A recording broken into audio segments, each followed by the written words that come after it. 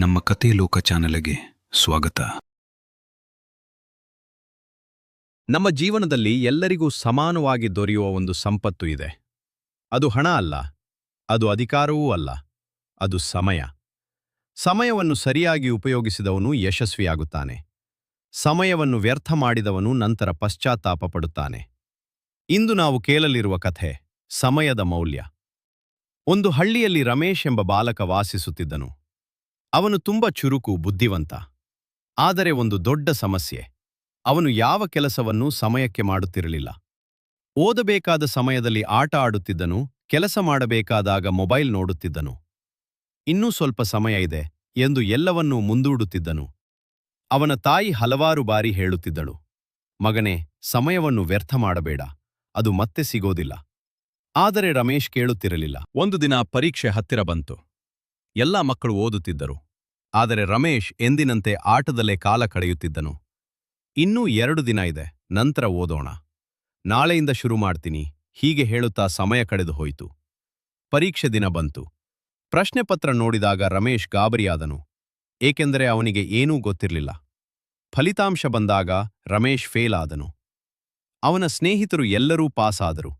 ರಮೇಶ್ ತುಂಬಾ ದುಃಖಪಟ್ಟನು. ಅವನು ತನ್ನ ತಪ್ಪನ್ನು ಅರ್ಥ ಮಾಡಿಕೊಂಡನು. ನಾನು ಸಮಯವನ್ನು ವ್ಯರ್ಥ ಮಾಡಿದ್ದೇನೆ, ಇದು ನನ್ನ ತಪ್ಪು. ಅವನ ತಾಯಿ ಶಾಂತವಾಗಿ ಹೇಳಿದಳು, ಹೋಗು, ಹೋದ ಸಮಯವನ್ನು ಮರಳಿ ತರಲು ಸಾಧ್ಯವಿಲ್ಲ, ಆದರೆ ಇಂದಿನಿಂದ ನೀನು ಬದಲಾಯಿಸಬಹುದು. ಒಂದು ದಿನ ರಮೇಶ್ ತನ್ನ ಶಾಲೆಯ ಗುರುಗಳನ್ನು ಭೇಟಿ ಮಾಡಿದನು. ಗುರುಗಳು ಅವನಿಗೆ ಒಂದು ಸರಳ ಉದಾಹರಣೆ ಹೇಳಿದರು. ನೀನು ಒಂದು ದಿನದಲ್ಲಿ 24 ಗಂಟೆ ಪಡೆಯುತ್ತೀಯಾ, ಅದೇ ಸಮಯವನ್ನು ವಿಜೇತರೂ ಪಡೆಯುತ್ತಾರೆ. ಅವರು ಯಶಸ್ವಿಯಾಗುವುದು ಸಮಯದ ಸರಿಯಾದ ಬಳಕೆ.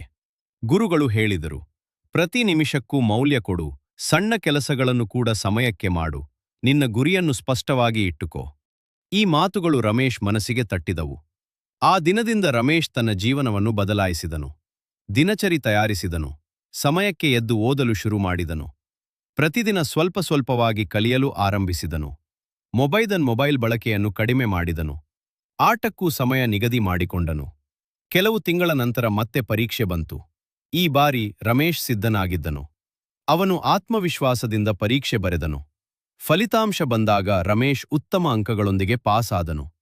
ಅವನ ತಾಯಿ ಮತ್ತು ಗುರುಗಳು ತುಂಬಾ ಸಂತೋಷಪಟ್ಟರು. ಈ ಕಥೆಯಿಂದ ನಮಗೆ ಸಿಗುವ ಪಾಠ: ಸಮಯವು ಜೀವನದ ಅತ್ಯಂತ ಅಮೂಲ್ಯ ಸಂಪತ್ತು. ಹಣ ಕಳೆದುಕೊಂಡರೆ ಮತ್ತೆ ಸಂಪಾದಿಸಬಹುದು, ಆದರೆ ಸಮಯ ಹೋದರೆ ಅದು ಮರಳಿ ಬರುವುದಿಲ್ಲ.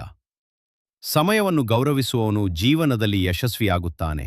ಇದೇ ತರಹದ ವಿಡಿಯೋಗಳಿಗಾಗಿ ಲೈಕ್ ಮಾಡಿ, ಸಬ್ಸ್ಕ್ರೈಬ್ ಮಾಡಿ, ಹಾಗೆ ಬೆಲ್ ಐಕಾನ್ ಅನ್ನು ಪ್ರೆಸ್ ಮಾಡಿ.